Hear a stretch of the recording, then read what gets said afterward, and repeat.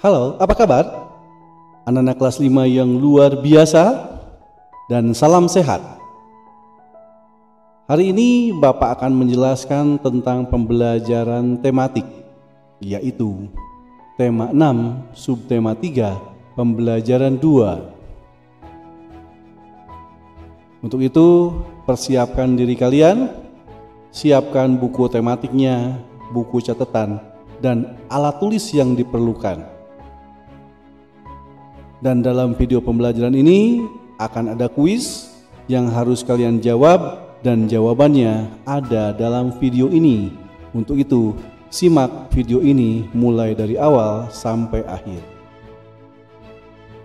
Dan sebelum pembelajaran kita akan mulai, marilah kita berdoa menurut agama dan kepercayaan kita masing-masing.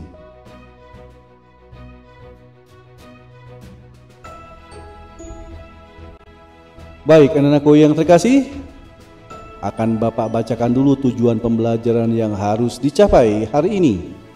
Yang pertama adalah dengan mencermati bacaan, siswa mampu menyebutkan kata kunci dari teks penjelasan secara tepat. Dan yang kedua, dengan menuliskan kembali isi teks bacaan, siswa mampu menyajikan hasil kesimpulan isi teks penjelasan secara mandiri. Yang ketiga, dengan mengamati lingkungan sekitar kita dan mengisi tabel informasi, siswa mampu menjelaskan benda-benda yang dapat bersifat mempercepat dan menghambat perpindahan kalor secara tepat. Dan yang terakhir, siswa mampu mengidentifikasi ciri-ciri gambar cerita secara tepat. Baiklah, kita akan mulai pembelajarannya. Suatu pagi, Lani bergegas memasuki ruang kelas dengan membawa sebuah kotak. Ia segera menemui Dayu yang saat itu sudah ada di kelas. "Dayu, coba lihat, saya bawa apa?" tanya Lani sambil menunjukkan sebuah kotak. Kamu akhirnya mendapatkan botol minum tahan panas yang selama ini kamu idamkan. Bolehkah saya melihatnya?"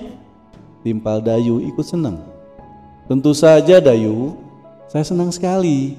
Akhirnya saya dapat menyimpan teh panas atau air dingin dari rumah agar saya masih bisa menikmatinya di sekolah. Nanti kita berbagi ya Dayu," jawab Lani. "Sebenarnya saya lebih penasaran dengan cara kerja benda itu. Dayu, bahan apa saja yang digunakan pada benda itu untuk menjaga panas dan dari air teh panas tidak keluar sehingga tetap hangat, dan kamu pun tetap dapat memegangnya tanpa kepanasan," jawab Dayu. "Di dalam kotak ini ada brosur yang menggambarkan bagian-bagian ini. Nanti kita lihat ya. Tetapi saya bawa sebuah artikel yang kurasa juga menarik untuk kita ketahui. Sejarah termos. Benda ini pun sebenarnya hampir sama dengan termos yang biasa kita pakai untuk menyimpan air panas. Maukah kamu membaca bersama saya?" tanya Lani. "Tentu saja," jawab Dayu bersemangat. Baik, anak-anakku yang terkasih, buka halaman 146, buku tematik tema 6-nya ya. Di situ ada artikel tentang sejarah termos ya. Silahkan kalian baca dalam hati. Hentikan dulu video ini. Setelah beres, lanjutkan video ini ya. Silahkan membacanya. Baik, setelah kalian membaca bacaan tadi, berdasarkan bacaan di atas, tuliskanlah hal-hal penting pada setiap paragraf dengan menggunakan kalimat lengkap. Tuliskan pada tabel berikut ya, paragraf 1 apa, paragraf 2 apa, dan paragraf 3 apa ya. Nah, kemudian jawablah pertanyaan berikut dengan tuliskan jawabanmu dengan menggunakan kalimat yang lengkap dan kata-kata yang baku ya. Jadi silahkan hentikan dulu atau pause video ini ya. Kemudian kamu sambil menjawab di buku. Setelah itu kamu lanjutkan, kita akurkan jawaban kamu dengan jawaban Bapak yang ada dalam video ini ya. Oke, silahkan dihentikan dulu, jawab pertanyaannya. Nah, jawaban pertama, untuk apakah fungsi sebuah termos? Termos digunakan untuk menyimpan air panas agar tetap panas saat digunakan. Itu fungsinya. Yang kedua, apa saja bahan yang digunakan untuk membuat termos pada masa itu? Pada bacaan ya. Bahan yang digunakan pada masa itu adalah botol hampa udara, merupakan wadah dari kaca berdinding ganda dengan ruang di antara dindingnya dikosongkan dan ditutup rapat. Yang ketiga, gambarlah bagian-bagian termos sesuai bacaan di atas. Seperti ini ya gambarnya. Kemudian apa saja di sekitarmu yang menggunakan prinsip yang hampir sama dengan termos? Jaket dan selimut, nah itu sama ya prinsipnya ya. Ketika kita pakai jaket, kita pakai selimut, itu di dalamnya anget terus ya, itu. Nah, selain termos, tentu saja kamu pernah melihat benda-benda di sekitarmu yang menggunakan bahan isolator dan konduktor dengan berbagai kegunaannya ya. Nah, kita akan bahas materi sekarang ini, penggunaan benda konduktor dan isolator.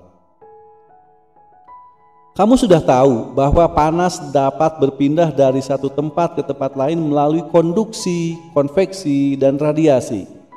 Ingat kembali apa yang dimaksud dengan konduksi, konveksi, dan radiasi. Pikirkan bersama dalam kelompok kecil atau dengan kakak kalian, boleh, dengan orang tua kamu, boleh ya. Barang-barang dalam kehidupan sehari-hari banyak yang memanfaatkan sifat benda sebagai konduktor atau isolator. Benda apakah itu? Nah, selain selimut dan panci merupakan benda yang memanfaatkan sifat ini. Selimut menerapkan udara, memerangkap udara. Udara adalah isolator, sehingga tidak dapat mengantarkan panas yang keluar dari tubuhmu. Dengan demikian, badanmu tetap terasa hangat. Terbuat dari apakah panci? Panci terbuat dari bahan logam, yaitu aluminium. Aluminium merupakan penghantar panas yang baik. Panci akan menghantarkan panas ke masakan atau ke makanan yang dimasak. Pegangan panci terbuat dari plastik. Plastik merupakan isolator sehingga kamu tidak akan kepanasan ketika memegangnya. Mesin mobil dan motor terbuat dari bahan yang dapat mengantarkan panas. Mesin memerlukan panas yang memperoleh kinerja mesin yang ideal. Karena itu, mesin dibuat dari bahan konduktor sebagai penghantar panas. Dari uraian di atas, kamu sudah tahu mana bahan yang bersifat konduktor dan isolator. Selain selimut dan panci, tentu kamu dengan mudah menjumpai penggunaan benda yang bersifat konduktor, isolator dalam kehidupan kita sehari-hari. Nah, berdasarkan bacaan di atas, tuliskan hal-hal yang kamu pahami dari setiap paragraf pada bacaan dalam sebuah kalimat. Kalimat-kalimat tersebut akan mewakili isi dari bacaan yang kamu baca. Tuliskan pada tempat yang telah disediakan. Ini paragraf 1, tadi kalian sudah baca. Nah, intinya adalah panas dapat berpindah dari satu tempat ke tempat lain melalui konduksi, konveksi, dan radiasi. Kemudian paragraf kedua, selimut dan panci merupakan benda yang memanfaatkan sifat konduktor dan isolator. Dan yang ketiga, panci terbuat dari logam. Dan yang keempat, mesin mobil dan motor terbuat dari bahan yang dapat menghantarkan panas. Seperti itu ya kurang lebih anak-anak. Ya. Mari kita lanjutkan. Perhatikan gambar cerita berikut ini. Lengkapilah keterangan sesuai gambar cerita yang ditampilkan. Di manakah kamu menemukan gambar cerita tersebut? Kesan apa yang kamu rasakan pada saat mengamati gambar ilustrasi tersebut? Ya, ini sebagai contoh. Gambar cerita dari buku pelajaran, ya. Tema 7 cita-citaku ini, kelas 4, ya, contohnya. Gambar cerita buku pelajaran, ceritakan kesan yang kamu tangkap. Menceritakan gambar seorang guru yang sedang berdiskusi dengan 6 siswanya tentang cita-cita mereka. Buku ini merupakan buku kegiatan belajar siswa. ya. Nah, itu contohnya. Nah, kalian boleh mencoba. Di situ ada buku yang surat kecil untuk Tuhan, kemudian berani yuk minum obat, itu bukunya. Nah, gambar cerita apa nanti masing-masing ya, jangan sekaligus dua, satu ininya ya, satu deskripsinya, ini masing-masing. Ceritakan kesan yang kamu tangkap dari gambar cerita ya. Jadi nanti kamu boleh coba. Nah itu ya pembelajaran hari ini. Nah ini ada kuis yang harus kalian jawab dari pembelajaran tadi mulai dari awal sampai akhir. Yang pertama, siapakah pencipta termos? Itu pada bacaan sejarah termos. Yang kedua, apa saja benda sekitarmu yang menggunakan prinsip yang hampir sama dengan termos. Dan yang ketiga, tuliskan benda-benda dalam hidup sehari-hari yang menerapkan sifat isolator dan konduktor. Ya itu jawab ya. Apa yakin kamu bisa? Baik anak-anakku yang terkasih, demikianlah pembelajaran kita hari ini. Semoga dapat bermanfaat buat kalian. Mohon maaf apabila ada kekurangan. Terima kasih dan selamat belajar.